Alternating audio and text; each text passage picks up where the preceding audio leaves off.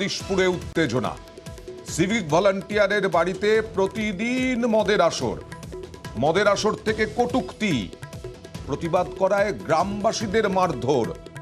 ক্ষমতা আছে না পুলিশ, সিভিক ভলান্টিয়ার। কথা বলবো প্রতিনিধি সন্তুর সঙ্গে। সন্তু, কি অভিযোগ ছিল? দেখো, মল্লিকপুর জগদীশপুরের গ্রামবাসীদের অভিযোগ, দীর্ঘদিন ধরেই ওই এলাকার এক সিভিক ভলেন্টিয়ার তার বাড়িতে রাজাপুর থানার যে একজন কনস্টেবল আছে ধর্মা দাস, তাকে নিয়ে বেশ কয়েকজন মদ্যপান করে। এমনটাই কিন্তু অভিযোগ। শুধু মদ্যপান নয়, তার পাশাপাশি মহিলাদের কটূক্তি, কাঁচের বোতল ভাঙা, রাত্রিরে গান চালিয়ে নাচ, সবকিছুই চলতো ওই বাড়িতে।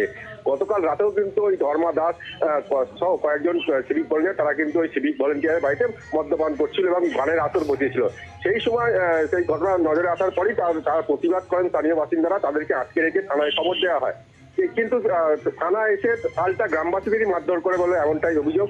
পুলিশের লাঠির ঘা বেশ কয়েকজন জখমও হয়েছে এবং স্থানীয়দের অভিযোগ, তাদের কিন্তু একজন গ্রামবাসীকে পুলিশ আটকও করেছে এই ঘটনাকে কেন্দ্র করে। তবে পুলিশের তরফ থেকে এখনো পর্যন্ত কোনো মতামত বা প্রতিক্রিয়া পাওয়া যায়নি এই ঘটনাকে কেন্দ্র করে। ধন্যবাদ। বাড়িটার ভেতরে মদ খাচ্ছিল, নিজেরাই বোতল ভাঙবে, নিজেরাই গালাগালি পারবে।